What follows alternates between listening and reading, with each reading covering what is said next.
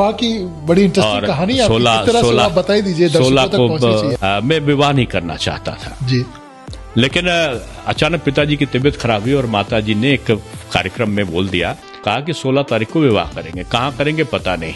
267 biodata उनके पास रखे। 1 तारीख को आपसे बोला कि 16 तारीख हमसे नहीं, सार्वजनिक उन्होंने माइक पर बोल दिया, माइक पर ही बोल दिया। और दूसरे दिन दैनिक जागरण ने निकाल दिया मोस्ट वांटेड दूल्हा। मेरी माताजी के पास तमाम बायोडाटा आना शुरू हो गए। अब उन्होंने 267 बायोडाटा छांटा। हमारे पिताजी प्रकांड विद्वान रहे हैं ज्योतिष के भी, और वो हमेशा कहते थे कि 30 साल के बाद जन्म पत्र नहीं मिलाई जाती लड़का लड़की की। तो ये हुआ कि जो कुल देवता हो, भगवान देवता हो, घर में अगर मंदिर है तो भगवान के सामने पर्ची लुटा दी जाती है जितने होते हैं, और उनमें जो माता पिता उठा ले वही होता है। घर वालों ने 267 में से 6 लोग छांटे। 267 पर्ची में से 6 पर्चियां उसमें से निकाल ली।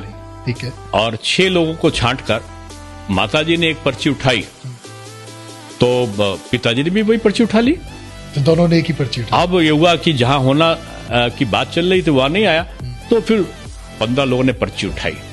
15 में से 13 लोगों ने वही पर्ची उठाई जहां मेरा विवाह हुआ। जब उनका नंबर लेके कहीं से बात हुआ तो उनके भाई का विवाह था उस दिन, तो उनसे पूछा गया भाई से कि आप तैयार हैं? तो तैयार थे ही। बगैर शादी का कपड़ा भी तैयार नहीं था। आदरणीय कलराज मिश्र जी के बेटे का विवाह था 15 तारीख को। 15 फरवरी। कलराज जी ने एक टेलीविजन में कह दिया कि दिनेश मेरा दूसरा बेटा है, वहीं से उसका विवाह होगा। तो 9 फरवरी को यह तय हुआ और 16 फरवरी को फिर आपकी शादी हुई। तो वही मंडप सजा, वही सारा सजा।